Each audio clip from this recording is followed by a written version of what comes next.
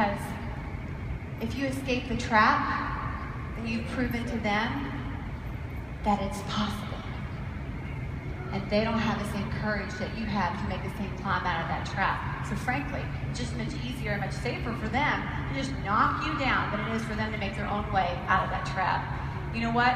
Doubt kills more dreams than failure ever will. And I think it's human nature that we long for a day where life is easy, where obstacles and challenges are light, where people get it, where we beat the numbers, and where key people in your life are verbally affirming and believe you can do it. But the fact is, that world does not exist, not on this side of heaven at least. And you know what? A perfect story isn't very inspiring. You know what transforms a lump of coal into a diamond? Pressure. Pressure. Having to go through some great difficulty or challenge. You know, Pam Shaw would always say we overestimate the perk and we underestimate the price. The price? The price is being tested by fire. And anytime you step out of the herd, fire is coming. It's coming. But you know what? Welcome it. You know why?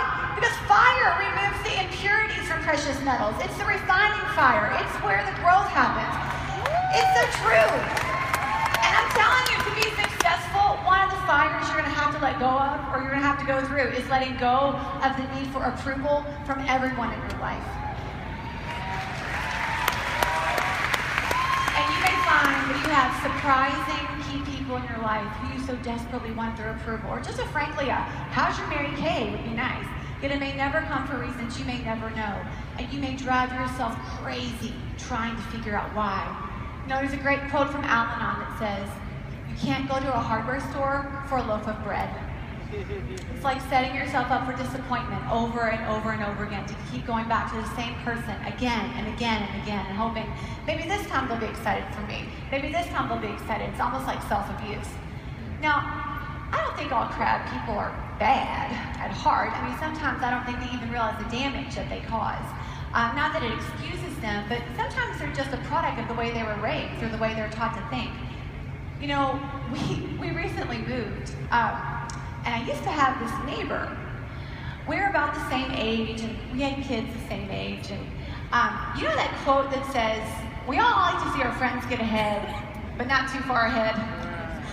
Well, by this time in my Mary Kay career, I was driving a pink Cadillac. I had 2 young children at the time, and I had gone on top of the sales director trips. I worked from home with women I absolutely adore and love, and I was being personally, spiritually fulfilled, and just living this really power-packed and fulfilling life. And I mean, I'm pretty sure she was probably jealous.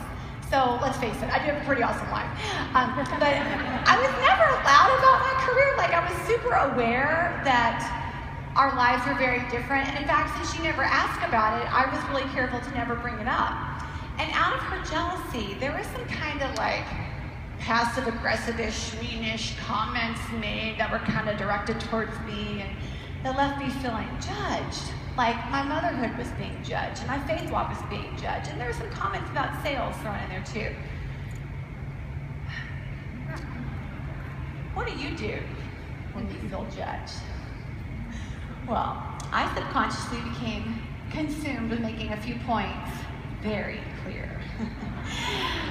She had successfully pulled me right down inside of that trap, down to her level. And I bowed at the throne of idolatry of approval. And instead of becoming obsessed with my God-given purpose and my God-given dream, I became obsessed with trying to prove something to an audience that wasn't really watching. And so I did what any rational, spiritually grounded mother would do. I began taking my children for walks in the stroller around the neighborhood. Instead of turning left out of my driveway, I turned to the right, so I would go past her house, hoping she might see me spending quality time with my kids. When I pulled out of my driveway on my pink Cadillac, instead of turning right, this time I turned to the left, so hopefully she wouldn't see me leaving.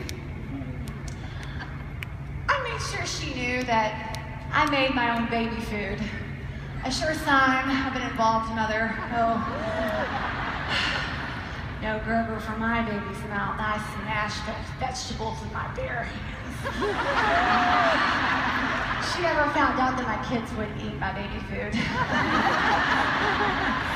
And worst of all, I made sure to throw in how often I was volunteering at church. Oh, yes, I did. I I knew I had reached an all-time mental low, though, when I found myself contemplating one day if perhaps I could make her a cake with my breast milk.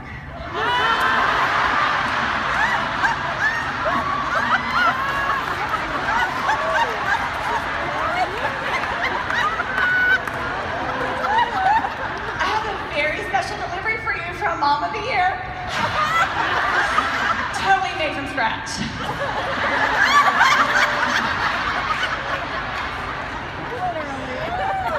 You know, we may laugh now, but in the end, I think she maybe had the last laugh, because you know what? In that fiscal year, while I was allowing myself to get entangled with the crabs, my commission decreased. Oh yeah, it decreased by, guess what? $33,000 that year. Check that out. Now, it was still a six-figure income, so not bad, but a $33,000 decrease is a hefty price to pay for this imaginary game of lose-lose I was playing. But you know what? It wasn't her fault. It wasn't her fault. She was just doing what crabs do. Why should I have expected anything different? You know, light behaves like light, and dark behaves like dark, you know? And it was my fault. It was my fault. I allowed myself to get caught up in that crap. I mean, think what it cost me. Not just in money, but think what it cost me in distraction. You know, mental energy spent in one area is mental energy away from another. So while I was playing this game of lose-lose, I wasn't leading. And if you were in my future national area at the time, think of what it cost you. Are you playing the same imaginary mental game of lose-lose, you know, trying to live up to or prove something to someone that may or may not even be watching? I mean, it's a game you can't win at. Nobody wins at that game. Nobody wins. Only the enemy wins at that. The next time that you catch yourself going down that path, ask yourself, what is this costing me? What is this thought costing my family? What is it costing my dream? You see, the day you start defending what you do is the day you devalue what you do. And we often don't live out loud because we're paralyzed for fear of being criticized. And if you live your life to avoid criticism, then there will never be any significant ripples flowing out of your life and impacting your family and your community and your team. You know, Aristotle said criticism is something we can easily avoid by saying nothing, doing nothing, and being nothing. But in today's terms, if you ain't got haters, you ain't popular. My wise husband said the other day, you know what? Being a critic is easy. Any weak-minded person can criticize a leader or a situation or a process, but it takes the uncommon person to step away from the hurt, to actually do something about it. You know, and that's you, because you're all here. Eleanor Roosevelt said that no one can make you feel inferior without your consent. And so if I'm ever tempted to go there again in my mind, I just think, my children deserve a mom who stays above the fray. My team, my unit members, my area deserve a leader who takes the high road, and I just want to jam back. My husband deserves a wife who doesn't waste the time that I do have on work, on petty, low-level thoughts that only distract me from my God-given calling. Who needs you to be great? Whose dreams are attached to yours, and whose dreams are counting on you to not get brought down by the thoughts or opinions of small-minded people?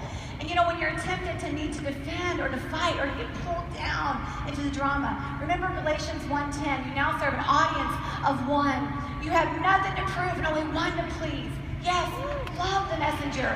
Absolutely love the messenger, but throw away the message. And I'm here to tell you what, girlfriend, you've got one life to live on this earth. Why not decide to make that one life exceptional? And what will happen is when you decide to make that one life that you're given exceptional, the crabs will come out. They'll try to pull you down. And just remember, don't be distracted by criticism.